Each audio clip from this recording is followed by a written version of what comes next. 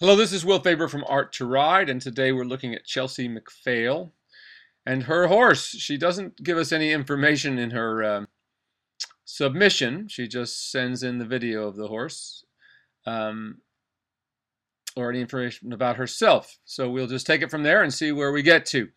I have watched this, and I can tell you that she gets to quite a nice place by the end of it.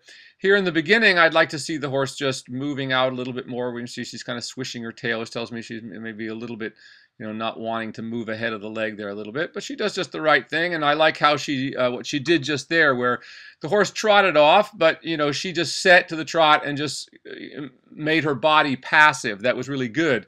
And the horse just dropped right back into a walk. That's exactly what you should do. In other words, when the horse trots off, don't trot off with it. Just like lightly resist, as you saw her do there, by just kind of not moving with the horse will feel that and will usually drop right back into a walk again, as it did for her. So that was really good and a good example of horsemanship there right off the bat on this tape. So she's gotten the horse a little more ahead of her leg now, and you can see that it's starting to swing a little more. So that would have been just what I would have told her to do, or I standing there teaching her, would have been get this horse moving a little more, which she's doing. And he's beginning to get longer through the neck. Now, I would like to see her keeping just a little more consistent contact with the reins. That is why you'll see us widen our hands a little bit when the horses are out long like this, and then kind of accordion them back together. And it's, again, as I explain to people all the time who see us doing this sometimes, this is not show ring riding. It's how we school the horses in the very beginning, just to get over the hump of getting them into the correct contact and working over the backs. And then, of course, none of that becomes necessary.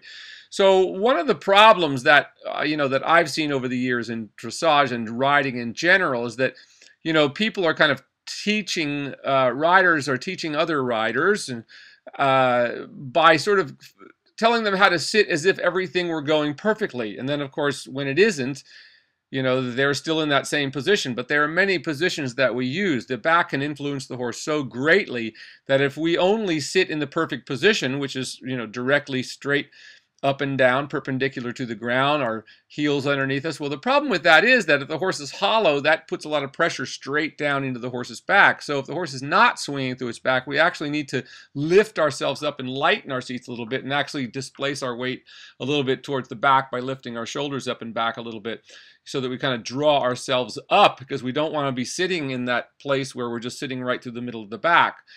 Now this is really good. This horse is starting to stretch more, and as he does, this is a wonderful example. You can see how the horse begins to just move more freely. The swishing has gone out of the tail. The horse doesn't look so irritated as it did kind of in the big beginning when it first sort of resisted her leg when she took off there.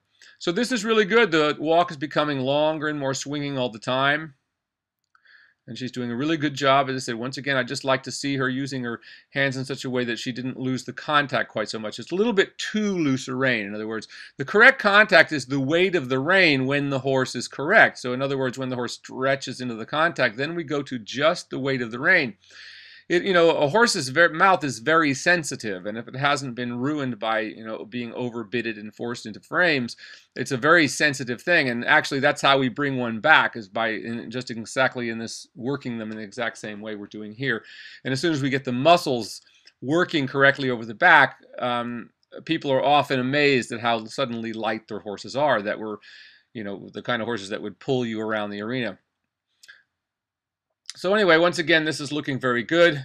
She's got her shoulders up and lifted. This is quite nice. She's getting the horse stepping out into a longer and more active frame all the time. And so we see that also the slack in the reins is becoming a little less. Actually, right like there, where she sort of widened her hands a little bit. There, and then she gets him over his back again. That's really good. It's getting longer and more swinging all the time. It could still be stretched more forward, but this is really good.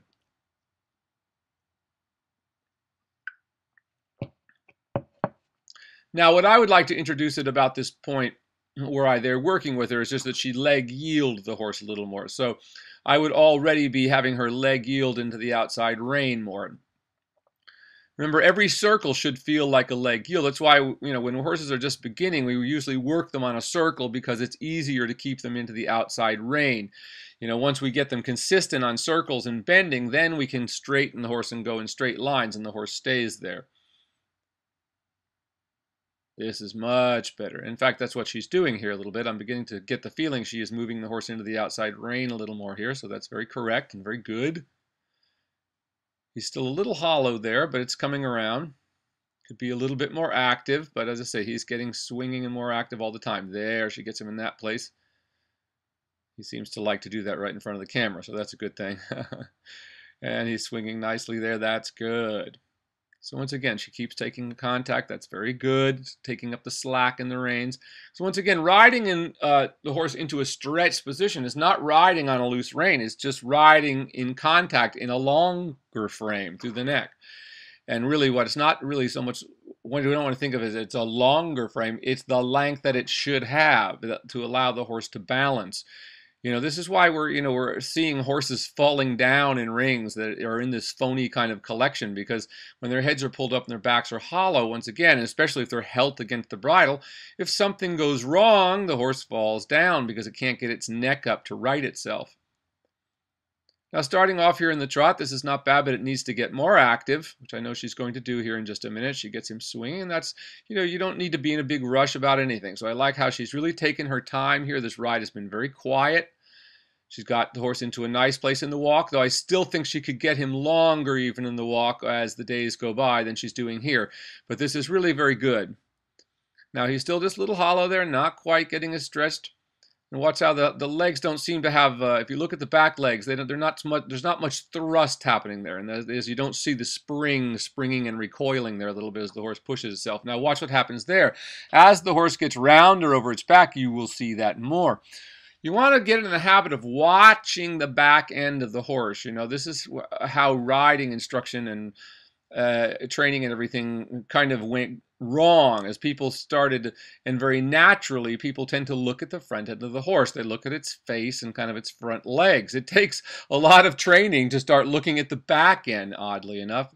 There, now look how much more flexion is in the hock. Once that horse starts to get a little more over its back, we see a lot more compression in the hock and a nice rounder it becomes, but yet it becomes softer looking.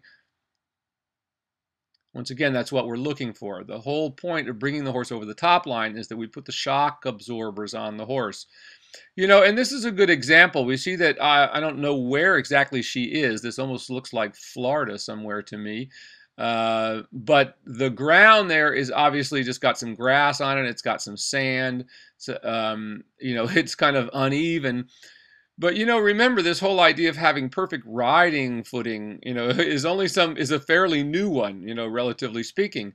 Even 20 years ago, when I first moved to California in 1976, and most of the dressage arenas in California looked pretty much like this, what you're looking at right here. And we'd often go to horse shows, and that's what the footing would be, with just a dressage arena staked out on it. And, the point is that it becomes even more important as the people in the past knew how important it was. When horses were important to the transportation of goods and people across the lands, people really needed to know how to ride horses correctly so that they didn't waste themselves. Once again, that's what Spanish riding school and these kind of places were all about. They were universities where people studied how best, like today they study how there's a place how to do ships, how to do freight yards, or whatever that may be. But that, it all went on horseback back then. So they had universities on how to do it best. And these were the conclusions that they came up with, how to keep a horse working best over its top line. Now, so when it's balanced over its top line, the point being is when you hit little holes in things, it's just like your car's shock absorber. You kind of bounce right over them. I can't tell you how many times in the hunt field my horses stepped into holes, but they didn't fall down because they were balanced on their other three legs. That's the danger of horses that are on their front ends, and people today are too often never riding in anything but a ring with perfect footing. And, if they went outside of it, they would probably be in trouble, because their horses have never had to deal with it. And they're not really working over their backs. Once again, that's what lets you able to do this. So once again, this is a really good job she's doing here. She's taking her time. She's getting there, but she is getting there. Now, I'd like to see her bring in a little more leg yield. There he goes. Look at that. Beautiful. Now, once again, look how the hock loosens up. As the horse stretches, you can see how the hock actually loosens and the hind leg comes deeper into the body. People who don't understand this kind of work will tell you people, oh, what are you doing? You're just running around on the forehand. but they don't look at the back end. What I tell them all the time is, now take your hand and look at this horse and cover up where you see the neck is and tell me whether that horse looks like it's on a forehand or not. It does not, because it's deep under the body. Do the same thing with horses wherever you go. Just hold up your hand, and block off the neck from your view so that you can just see the legs, and ask yourself, some of the time what you'll see is these horses that are not moving through the back but have exaggerated gaits in the front end, what you'll see is they look like they're on the forehand, and the horse moving like this does not, because it's underneath itself. This is wonderful right here. Beautiful in swinging through the back, and a lovely transition back to the walk. She took her time, didn't just jam the horse down into it. Now I would like to see him come back to a more swinging walk after that trot. There he goes. Now he's starting to get there, and he will over time. And once again, the footing is something to be taken, not to be taken lightly in that sense. And you do have to be careful. And when you're on hard ground, you can't school as much. But I lived in England for 3 years, and we would go out when they would condition the horses. They spent most of their times on the roads, and they had some of the soundest horses I've ever been around in my life in terms of people not having problems with them. And most of the time they spent just going down hard asphalt roads. And so it really isn't the surface. I mean, it is. It's going to help certainly, but it's more important the horse be working over its back. It's amazing what they can do when they are. And of course, how much more comfortable over uneven ground they're going to be. So once again here, we would like to just see him swinging out a little more, a little more actively once again. And I would say, were it me, now I'm not sure how long she's been doing this with this horse, but, she's doing a great job of it. Once again, coming back to this walk, I'd like to see it more swinging and active. It might be time to carry a stick a little bit so that a correct dressage whip, that is, so that you have an enforcer. And remember that the whip is the enforcer of the leg, not the spur. So we never use spurs until we have a horse going very lightly off the leg. Then when we add spurs, then we have the refinement, that one old master used to say, added the wings to the horse, so to speak, because you could add that little touch of a refinement. But once again, this is all very good. I love how she's taking her time. This horse is developing really nicely. That's beautiful. And now just a little bit, just needs to be more active through there. So we don't want to let them just plunge to the ground like they're going to eat the grass out in front of us. We want to keep them moving. So it might be that what you want to do is shorten your time here a little bit, if you find that he's getting tired. I don't know if, once again, if he was getting a little tired and that's why you came back to the walk.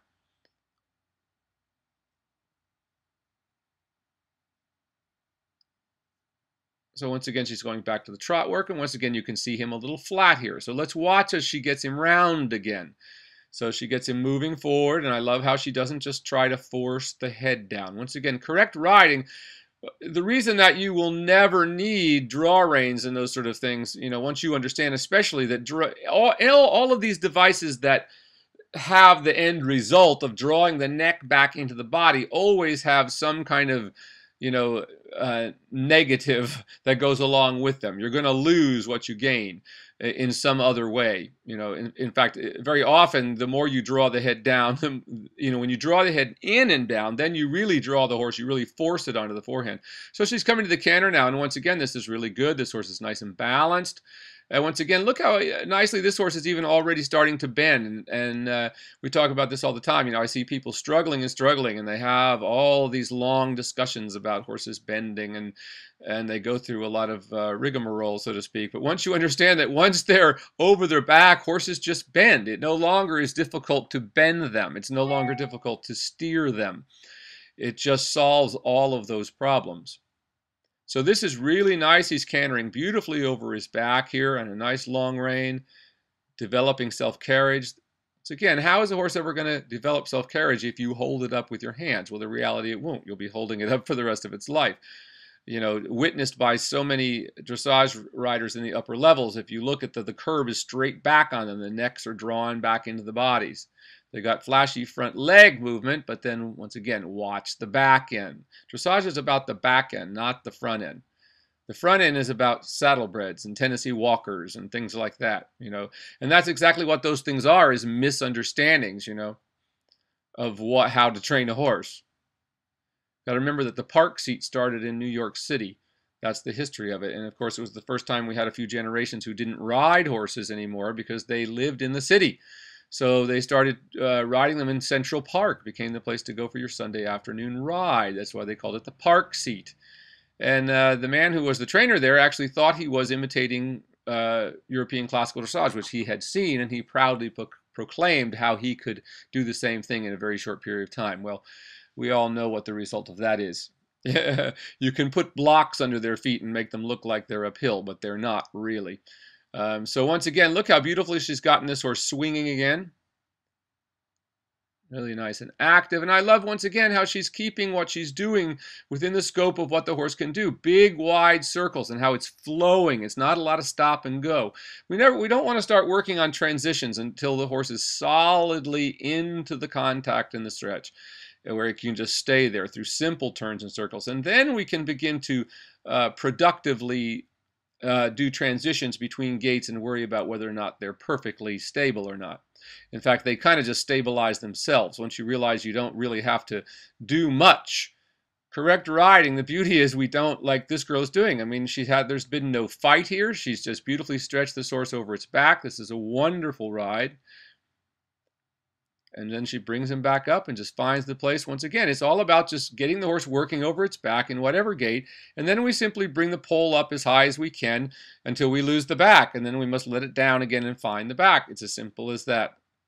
Once you understand it and begin schooling this way, it just takes all the guesswork out of training horses, because the back, is what is your guide in all things. Now look how beautifully this horse is floating over the ground here. This is absolutely wonderful work.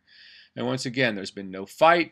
And notice this horse did start out as a little bit of a tail swisher. You can just imagine this horse, if somebody put draw rein on it and started cranking it together, the reaction that you would get. Well, you'd get a lot of teeth grinding and tail swishing, I can guarantee you.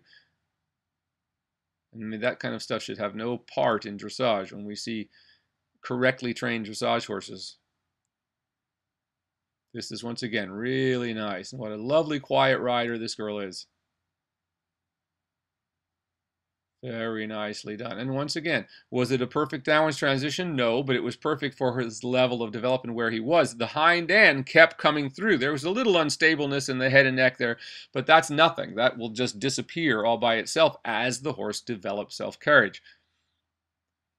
Very, very nice. And then she lets him all the way back down. That's exactly what we want to do. Oh, look how beautiful that downwards transition was. Horse just stepped forward into the stretch, into that nice big step. That was really wonderful work.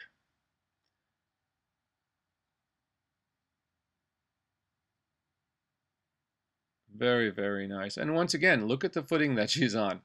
Look how I haven't seen this horse take a bad step yet. Yet I know people, here who would have a heart attack if they thought they had to ride their horse on something like this. And the reality is their horses might actually fall down. But look how nicely this horse is moving over its back.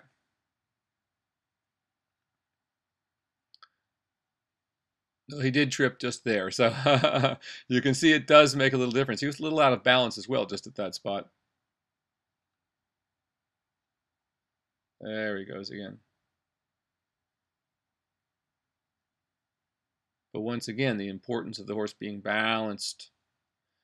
The front and back end being connected by the bridge that is the back.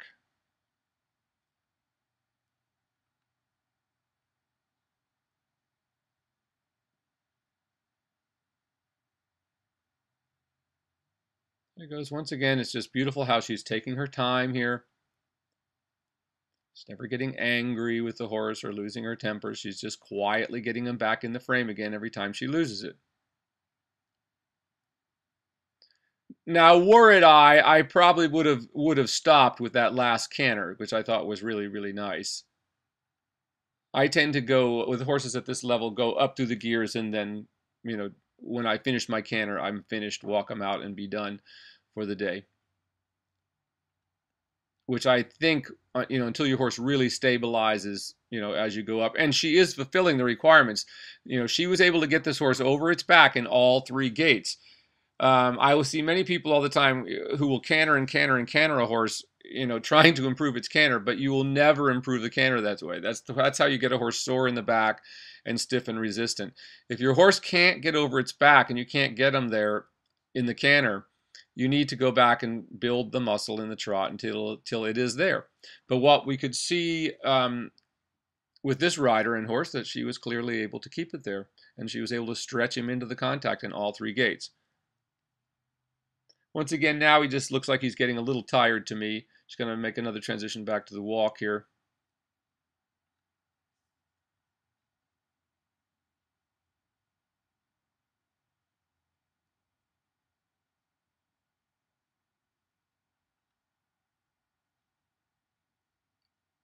Very nice right there.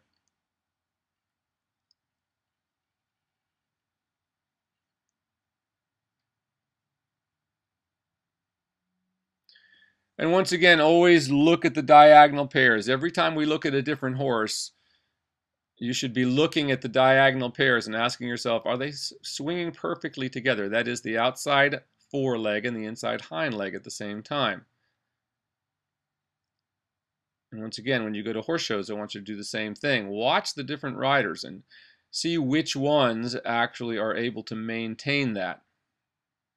So when you see a horse do an extension and the back leg does not extend through to the same degree as the front leg, you know right away that the horse is hollow. And of course, that overflexion in the front legs is what leads to suspensory difficulties and bowed tendons in worst cases.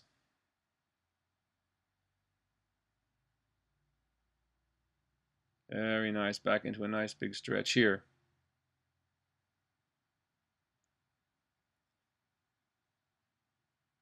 There, lovely. Look how soft he gets there. Well, this is the beginning of a wonderful partnership here, and I really look forward to seeing this rider again. I'd like to know more about you next time. Send me a little information about where you are located and that sort of thing. But great job, really wonderful job with this horse, and I look forward to seeing more from you. This is Will Faerber from Art to Ride. Thank you very much for joining us today. Thank you very much, Chelsea.